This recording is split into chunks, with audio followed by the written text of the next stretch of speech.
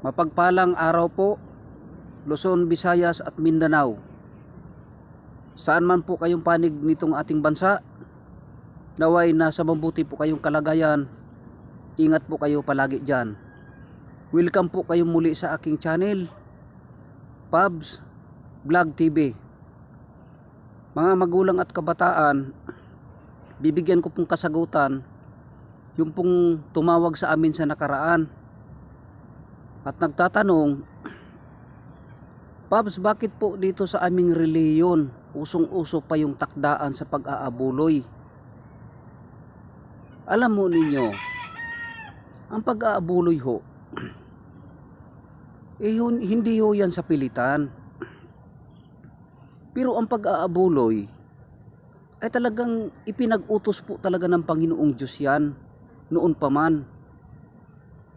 Nga lang, kung ikaw matalino ka na membro dyan sa inyong reliyon, masdan mong mabuti, tingnan mo. Baka mamaya wala kang kaalam-alam. Yung leader mo, yung puno mo, ay hindi na talaga kalooban ng Diyos ang tinuturo, kundi puro abuloy, puro hingi.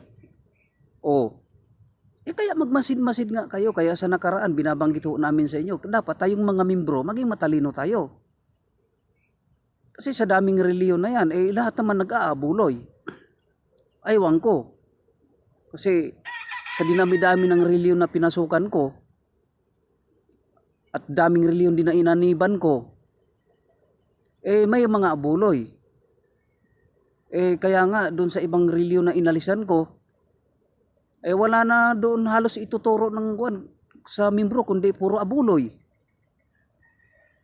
Hindi ko po babanggitin dyan yung isang reliyon, yung kanilang leader. Diba? Kumakailan lang, nasangkot yan. Kayaman-yaman na pastor.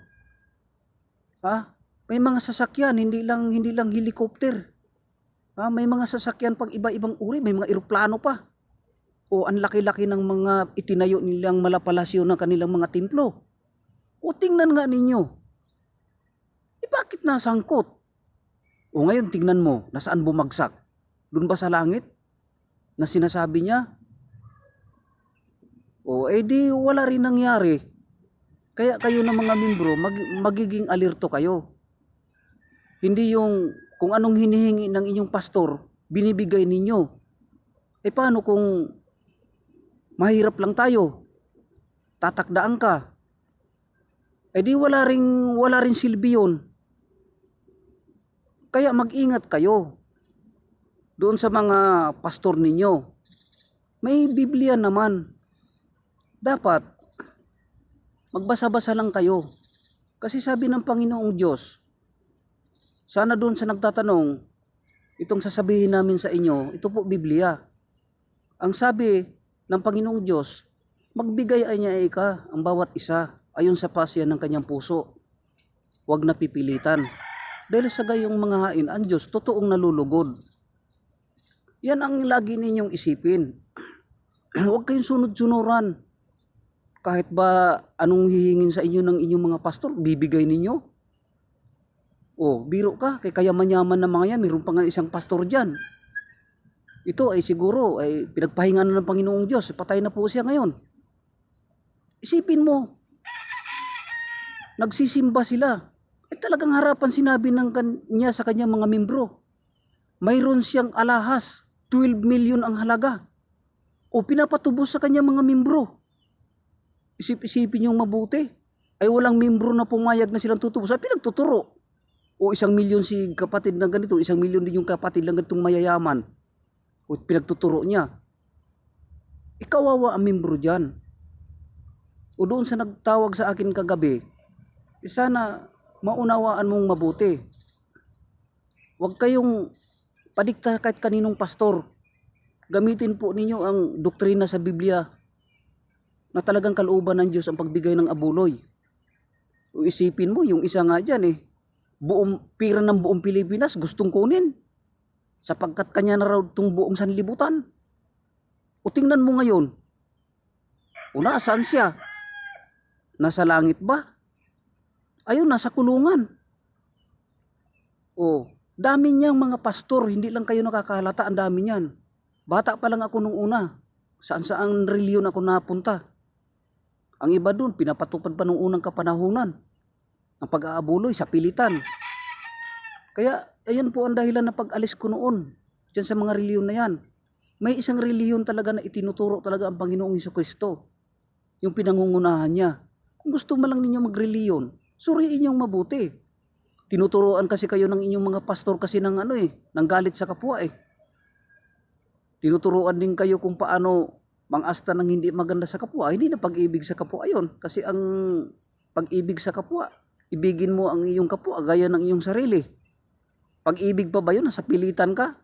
Abuloy yung kanyang pakinabang ng pastor nyo. Alahas, 12 million. Tapos membro ang magtutubos. Kisinangla yan sa pawn shop. Maririmata na. O isipin nyo mabuti kung ganun ang pastor niyo. Mag-isip-isip kayo. Wala hong mangyayari sa ganyan kahit sabihin ninyo nakatulong sa inyo yung reliyon yung yan. Utang na loob nyo sa pastor nyo yan. Ay kung ganyan naman kalalaking hingin sa inyo. Hindi na ho abuluyan yan.